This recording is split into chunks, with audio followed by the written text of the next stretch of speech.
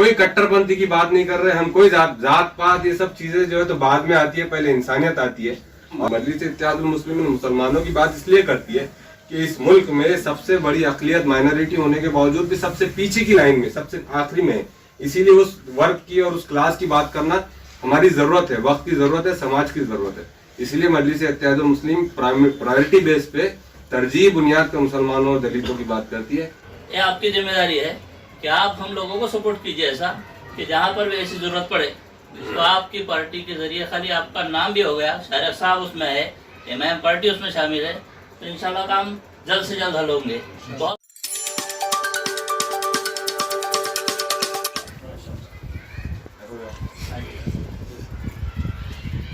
बहुत मुबारक शारिक साहब को।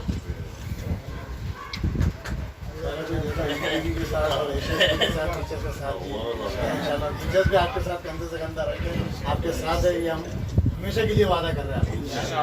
यही वादा चाहिए। ये सब यासिर भाई के महल्ले के बच्चे हैं।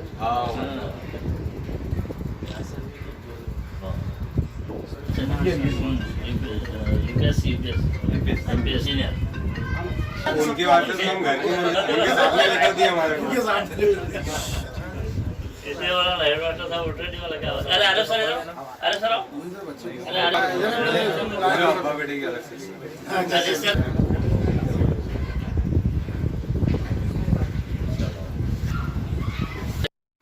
मौजूद मेहमान खुसूसी और तमामी शुरा का मैं अखिल भारतीय उर्दू शिक्षक संगठन उसके सदर जनाब इलाजुल फारूकी और उसके ज़िम्मेदारान जानिब से यहाँ पर मौजूद तमाम का इस्तकबाल करता हूँ।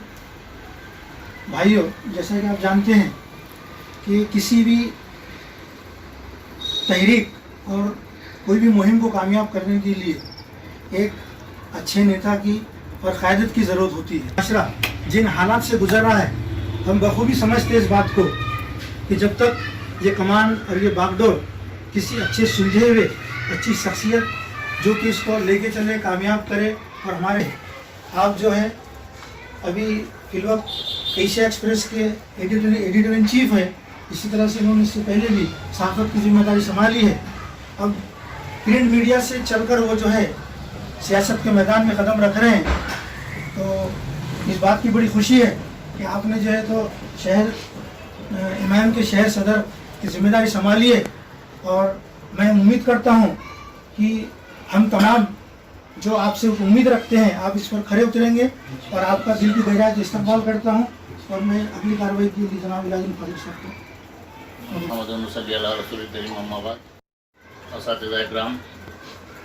सबसे पहले तो जैसा जाकिर साहब ने आपको बताया कि ये तकरीब इसलिए मुनक़िद की गई है।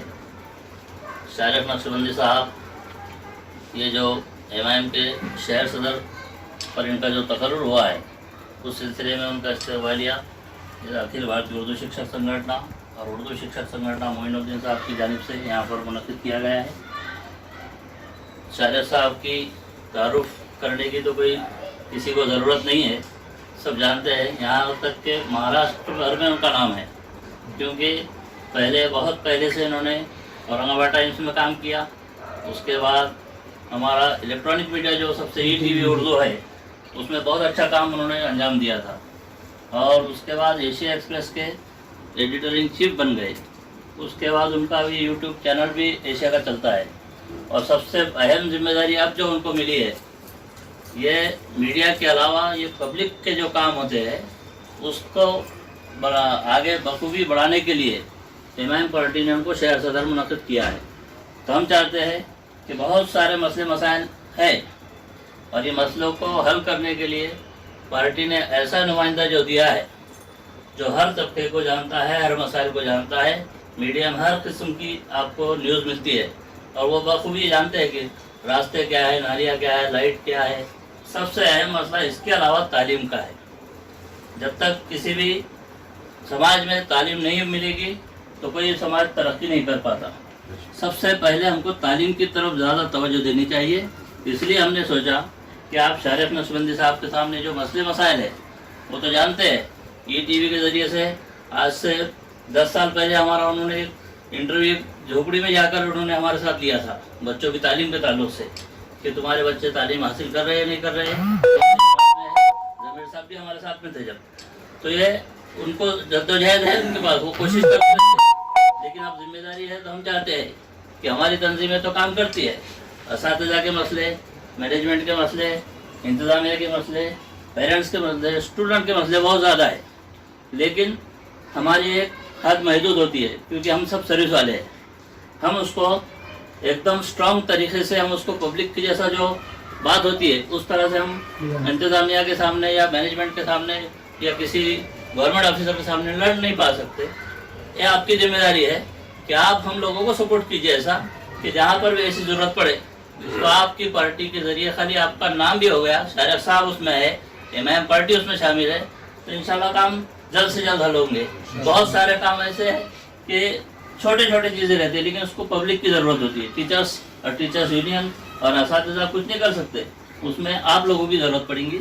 इंशाल्लाह हम चाहते हैं कि आपसे ये काम बहुत होगा और आगे तालीम के ताल्लुक से जो मराठवाड़ा में हमारा नाम है उसको और ज़्यादा से ज़्यादा और तक़वियत मिलेगी।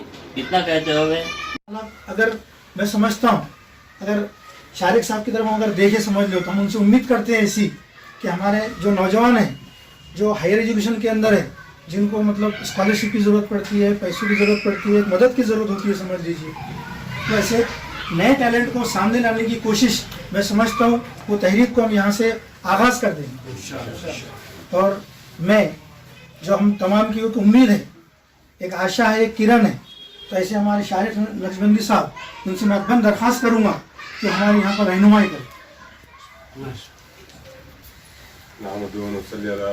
करीम मबाद। अल्लाह का शुक्र है कि मैं उन लोगों के दरमियान मौजूद हूँ जो नस्लों की तामीर करते हैं माशाअल्लाह, जो समाज को बनाने का असल काम ये करते हैं, नेता बाद में करते हैं, अजीम भी अपना नंबर बाद में आता है, अपने भी ये लोग बनाते हैं। तो बड़ा अल्लाह का एहसान है, शुक्र है कि आज शहर के टीचर्स हजरात जो है तो मुझे मेरा इस्तेमाल कर रहे हैं। मैं आप लोगों का बहुत बहुत शुक्रगुजार हूँ। यहाँ पर इलाज साहब हैं, अनीस साहब हैं, मोइन सर है, शाहिद सर है, मैं सबका नाम तो नहीं ले सकता, लेकिन मेरे तमाम जाने पहचाने, नसीर सर है, हर कोई जो है तो जानते हैं, पहचानते हैं। अभी तक के मेरा जो सहाफ़ती सफ़र रहा है, पत्रकारिता का सफ़र रहा, और 2014 से पहले शहर का जो पॉलिटिकल एक माहौल का सिनारो था, उसमें चाहे कितना ही पढ़ा लिखा मुसलमान हो या जाहिल मुसलमान हो, वो किसी गैर नेता के पीछे भागने में मसरूफ़ रहता था, अपनी ज़िंदगी गुजारता था। इसमें कोई दो राय नहीं है। कुछ बातें पटेल साहब एडिट कर देना क्योंकि तो घर में हो रही बातें, इसमें कोई बात नहीं है कि शहर में आज आप जो ग्रेजुएट कॉन्स्टिट्यूएंसी का एमएलए देख रहे हैं, उसके बाद टीचर्स का जो एक विक्रम काड़े की शक्ल में जो आप एमएलए देख रहे हैं, तो ये आपके बच्चों को नहीं मालूम होगा, लेकिन उनको वहाँ तक पहुँचाने में ये टीम का सबसे बड़ा हाथ है।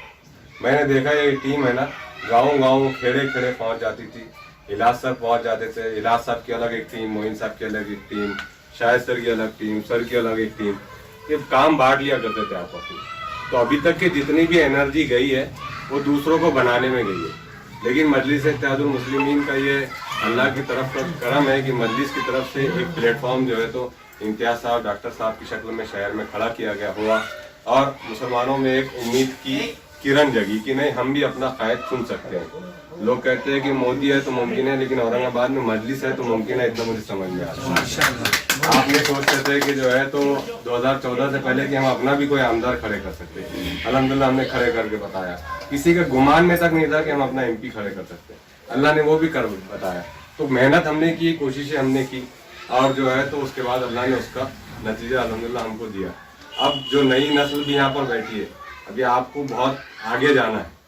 अब अब्बा का रिटायरमेंट का वक्त आने वाला है इंशाल्लाह, लेकिन अब आपको और हमको मिलकर मजलिस को मजबूत करना है। पहले शारिक नक्शबंदी अभी है, 1 साल रहेगा, 2 साल रहेगा, उसके बाद घर को जाएगा। पार्टी बोली तो और काम करेगा इंशाल्लाह, नहीं बोली तो जितनी अपनी इस्तिताअत है उतना करते रहेगा, लेकिन मजलिस को और अपनी लीडरशिप को कायम करो। शारिक के बाद कोई और भी आएगा तो उसके भी साथ खड़े रहो। उसके साथ अगर आप खड़े रहेंगे तो पूरे एक साथ, जो मैं देखता हूँ मैं इन लोगों के साथ, मैंने अक्सर वो बेशतर धरने, इलाज साहब के पूरे धरने मैंने कवर किया, एक तो इलाज साहब की आवाज 50% काम करती थी 25% 30% इलाज साहब की आवाज और 70% उसके पीछे उनके पीछे जो मजमुआ रहता था, तो वो अधिकारी को मजबूर करता था काम करने के ऊपर।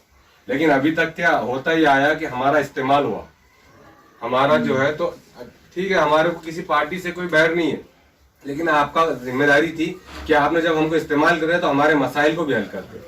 लेकिन हमारे से लोग तो भी साल 2 साल में कोई ना कोई आपका नेता मिलने के लिए आता था, लेकिन अभी होता ही आया है कि 5-5 6-6 साल आपके दरवाजे की तरफ, आपकी गली मोहल्ले की तरफ कोई पलट के भी देखने को तैयार नहीं है कि तो आपकी वोट की जरूरत उसको आखिरी के 5वें साल के आखिरी महीने में लगती थी, तो तभी आपको याद करता था।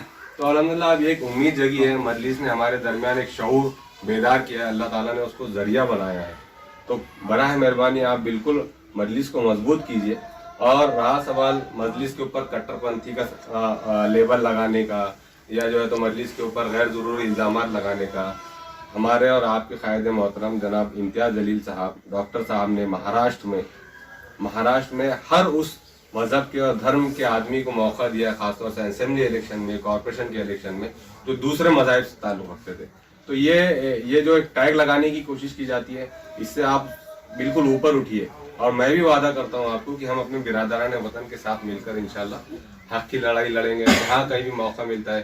खासतौर से जिला परिषद के मसाइल में मैंने देखा सर, आपने आपकी संगठन ने, ये मोइन सर के साथ तो मैंने काम किया, गलत एजुकेशन सोसाइटी को आप शहर की जानते हैं, तो उसके वहाँ के एम्प्लॉयज़ को सर 30,000 35,000 रुपये या फिर भी तनख्वाहें हुआ करती थी। 23 साल के बाद वहाँ से टीचर्स के हाथ में पासबुक है और वो इनकी संगठन। ये मैंने शाहगंज की जिस बैंक में पासबुक मिली तो उस बैंक में उस खातून ने रो दी। मैं चश्मदीद गाँव, वहाँ से मैं तकरीबन आपको 12-13 साल पहले की बात नहीं। उसने बोली कि मैंने शादी नहीं की थी तो मेरे पास पैसा नहीं था, इस डर से मेरे घर वालों ने मेरी शादी नहीं की, मेरे को नहीं मालूम कि मेरी इतनी तनख्वाह हो गई थी। तो जहाँ यूनियन ने हक और इंसाफ की लड़ाई लड़ी, वहाँ सोसाइटी के लेवल पे भी ठीक है 19-20 होता है सोसाइटी को चलाने के लिए, कहीं कुछ तकाजे भी करना पड़ते हैं, लेकिन किसी पे जुल्म नहीं होना चाहिए, मजमूई तौर पे जुल्म नहीं होना चाहिए। इसका हमको और आपको सबको ख्याल रखना चाहिए। जिला परिषद के मसाइल में मैंने देखा ये यूनियंस ने, चाहे लेडी टीचर्स की प्रेगनेंसी की लीव का मामला हो, चाहे ग्रेजुएटी का मामला हो, मैं सही बोला sir, Maulana Azad finance corporation के लोन के सिलसिले में काम हो, तो ये यूनियन ने, ये जिम्मेदार ने इनकी जितनी जिम्मेदारियां थी उतनी की है। लेकिन इनके पीछे जो पॉलिटिकल ताकतें थी उन्होंने इनको अपना उल्लू सीधा करने के लिए आज तक इस्तेमाल किया। लेकिन अब इंशाल्लाह मजलिस इत्तेहादुल मुस्लिमीन के बहैसियत city president, district city president होने के मैं आपको वादा करता हूँ कि आप आवाज़ दीजिए। अब आपका मसला आपका नहीं रहेगा, बल्कि उसको मजलिस अपना मसला समझ के इंशाल्लाह आपके पीछे खड़े रहेगी। और ये कोई पॉलिटिकल भाषण नहीं है, ये मैं टीचर्स के दरमियान बैठा हूँ, इसलिए यहाँ पर पॉलिटिकल बातें करने का सवाल ही पैदा नहीं होता। कि आप आगे बढ़िए, आप हमारी ताकत बनिए। हम उम्मीद करेंगे इंशाल्लाह कि 2024 या 2025 में ग्रेजुएट कॉन्स्टिट्यूंसी में हम महाराष्ट्र से 3 सीटें निकालेंगे इंशाल्लाह। और मैं और वो आप लोगों के पास वो ताकत है, आपको बस उतना समझने की जरूरत है। और रहा सवाल, थोड़ा खुल के बातें करता हूँ, इलेक्शन में फंड्स की भी जरूरत पड़ती है। तो देखिए, जब इम्तियाज जलील औरंगाबाद आए थे 22 दिनों पहले इलेक्शन से, तो उनके अकाउंट में 1.5 से 2 लाख रुपए भी नहीं थे। तो उन्होंने बोले मैं इलेक्शन कैसे लड़ूंगा। उन्होंने नियत किया, आप यकीन जानिए कि उनके पास जो मंडप लगा था वो चाय का खर्चा भी यासर भाई को मालूम है कि कैसे कैसे लोग आके कर लिया करते थे। तो आप लोग साथ खड़े रहिए। पूरी टीचर्स एसोसिएशन को मेरी आप लोगों से रिक्वेस्ट है कि हम महाराष्ट्र भर में यूनाइट करेंगे, हम लड़ेंगे ना। और हम कोई कट्टरपंथी की बात नहीं कर रहे, हम कोई जात पात ये सब चीजें जो है तो बाद में आती है, पहले इंसानियत आती है। और हम मजलिस इत्तेहादुल मुस्लिमीन नाम ही उस जमात का है जो अमन व सलामती की बात करती है, जो तमाम को मुत्तहद करने की बात करती है। अब चूंकि हम मजलिस इत्तेहादुल मुस्लिमीन मुसलमानों की बात इसलिए करती है कि इस मुल्क में सबसे बड़ी अक़लियत माइनॉरिटी होने के बावजूद भी सबसे पीछे की लाइन में, सबसे आखिरी में है। इसीलिए उस वर्ग की और उस क्लास की बात करना हमारी जरूरत है, वक्त की जरूरत है, समाज की जरूरत है। इसलिए मजलिस इत्तेहादुल मुस्लिम प्रायोरिटी बेस पे तरजीह बुनियाद पे मुसलमानों और दलितों की बात करती है। अगर हमारे पास कोई दूसरे समाज का पिछड़ा हुआ, सताया हुआ शख्स भी आएगा तो हम उसके लिए भी उतनी ताकत के साथ खड़े रहेंगे जैसा एक आम मुसलमान के लिए खड़े रहते। ये हमारे कायद बैरिस्टर असदुद्दीन ओवैसी साहब ने बाज़ाब्ता मीटिंग में हमको ट्रेनिंग दी है कि आज बातिल ताकतें आपको सिर्फ मुसलमानों का नुमाइंदा कहकर जो है तो बदनाम करने की कोशिश करेंगे, लेकिन उन्होंने कहा कि आप प्रायोरिटी उन कामों को भी दो तरजीह उन कामों को भी दो। जब कोई बिरादर वतन आपके पास आता है अपना काम लेकर, तो आपको पहले उनका भी काम करना चाहिए अपने लोगों के साथ साथ। तो आप जिला परिषद रहने दीजिए, आपका ट्रेजर ऑफिस रहने दीजिए, आप डिप्टी डायरेक्टर रहने दीजिए, ये जितने शोबे जात है आपके, यहाँ पर आपको जब भी जरूरत पड़ी आप मुझे कहिए। मैं अगर शहर में रहूंगा तो मैं अपनी पूरी टीम के साथ वहां पर रहूंगा। और बस यही है कि जाहिर सी बात है कि आप टीचर से आप खुद कानून कायदे में रहकर पूरे काम करते हैं। आमतौर से होता ही है कि कोई बोलता है कि मैंने किसी को चाकू मार के आगे मैं छुड़ा के लाऊं, तो वो तो पॉसिबल नहीं है। ये इन जनरल बात कर रहा हूँ मैं। लेकिन टीचर्स माशाल्लाह सब कानून कायदे में रह के काम करते हैं।